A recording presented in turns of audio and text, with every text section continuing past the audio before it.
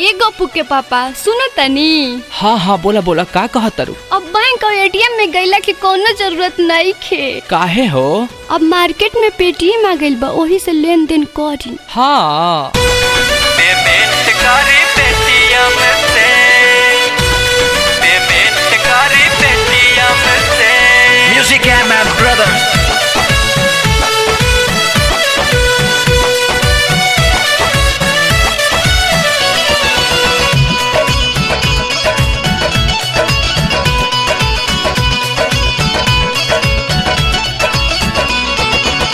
System में आइल बाबा जार में, उदारा होखे यहाँ जार में।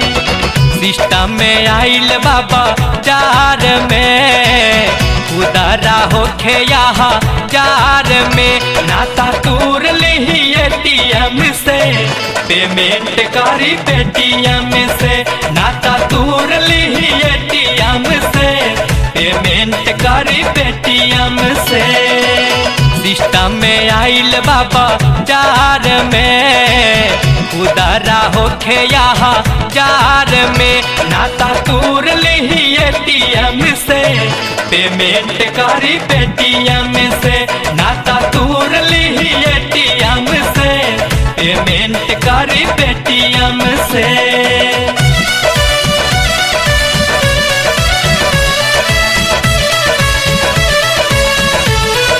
Music and my brothers.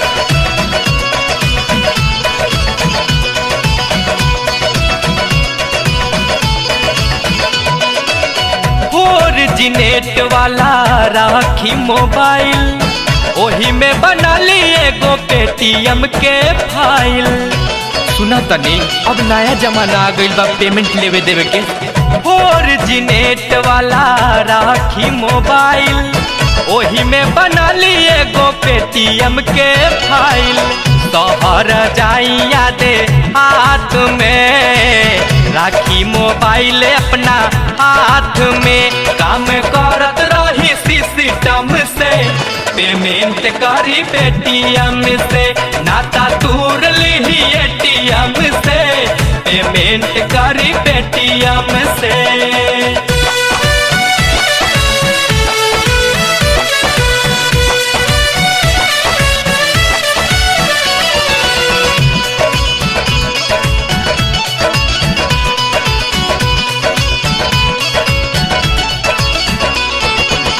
Hotel में खाई चाहे करी खरीदारी, पेटीएम से कोई दी पेमेंट पारा पारी। ए जी अरे पेटीएम से पेमेंट लेवे दे में कौनो झंझट नहीं खेती। होटल में खाई चाहे करी खरीदारी, पेटीएम से कोई दी पेमेंट पारा पारी। खबर बा पूरा हिंदुस्तान में, पेटीएम में लागल सब दुकान में।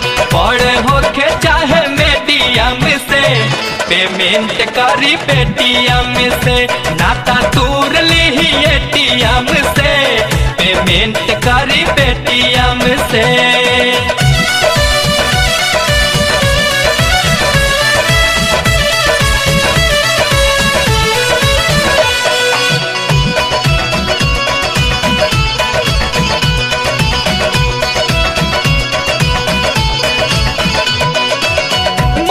से रंजन बात कहतानी साची, बैंक एटीएम के झंझट से बाची।